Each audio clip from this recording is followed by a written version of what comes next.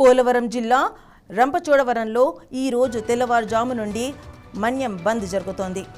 ఆదివాసీ సంఘాలు గిరిజన జేఏసీ పిలుపు మేరకు ఏజెన్సీలో బంద్ కొనసాగుతోంది. జియో నంబర్ 3ను తిరిగి తీసుకురావాలని 1/70 చట్టాన్ని కాపాడాలన్నది వీరి ప్రధాన డిమాండ్. గతంలో షెడ్యూల్డ్ ఏరియాలోని విద్యా ఉద్యోగాల్లో షెడ్యూల్డ్ తెగల అభ్యర్థులకు 100% రిజర్వేషన్లు కల్పించేందుకు జియో నంబర్ 3/2000ను తీసుకొచ్చారు. అలాగే 1/70 చట్టం గిరిజన భూములను రక్షిస్తోంది. ఈ రెండు చట్టాలను పరిరక్షించాలని ఆందోళనకారులు కోరుతున్నారు.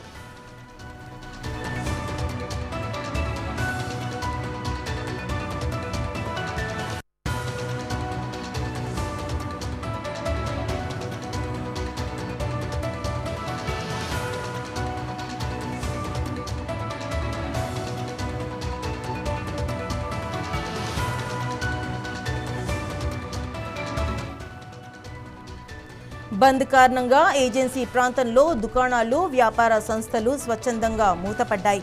బంద్కు, ర్యాలీలకు పోలీసులు అనుమతులు ఇవ్వలేదు. దీంతో ఉదయం నుంచి ఆర్టీసీ బస్టాండ్ల వద్ద పోలీసులు భారీగా మోహరించారు. బందోబస్తు మధ్య ఆర్టీసీ సేవలను నడిపిస్తున్నారు. ప్రయాణికులకు ఇబ్బందులు కలగకుండా చర్యలు తీసుకుంటున్నారు.